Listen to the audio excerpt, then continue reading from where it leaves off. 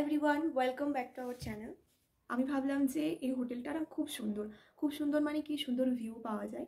তো এই হোটেলে একটা রুম তো তোমাদেরকে দেওয়া যাক। রুমটা না মেসি আছে, সো ডোন্ট মাইন্ড।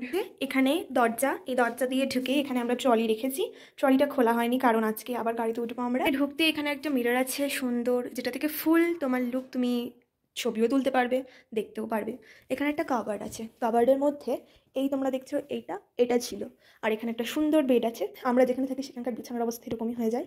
বেশি ভালো জিনিস হচ্ছে এই যে দুটো চেয়ার রয়েছে আর একটা টেবিল রয়েছে, আর এত সুন্দর ভিউ এখান থেকে, এরকম একটা সুন্দর ভিউ পাওয়া যায়। কালকে যেহেতু আমরা রাত্রে এসেছি তাই অতটা বুঝতে পারিনি, আজকে সকালবেলা উঠে দেখতে পারলাম। আর বেড বেসিক্যালি 3 জনের জন্য পারফেক্ট, বাট আমরা কালকে 4 জন কোনো মতেই শুয়েছি। আর এই দেখো এখানে একটা ছোট্ট টেবিল, ওখানে একটা ছোট্ট টেবিল আছে, দুটোতেই আমরা জিনিসপত্র রেখেছি। আর হচ্ছে ওয়াশরুমের কথা আমি কিছু বলবো না, ওয়াশরুমটা দেখে নাও।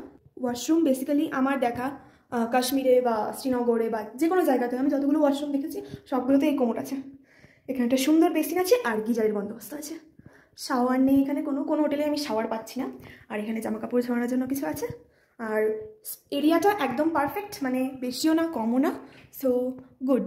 হোটেলের রুম টুর আই গেস আমি দিয়েছি তোমাদেরকে। আর পেহেলগাঁও থেকে ওটা দিইনি কারণ ওটা খুবই মানে লো কোয়ালিটির ছিল এক কথায়। Bye bye, I will see you in the next one.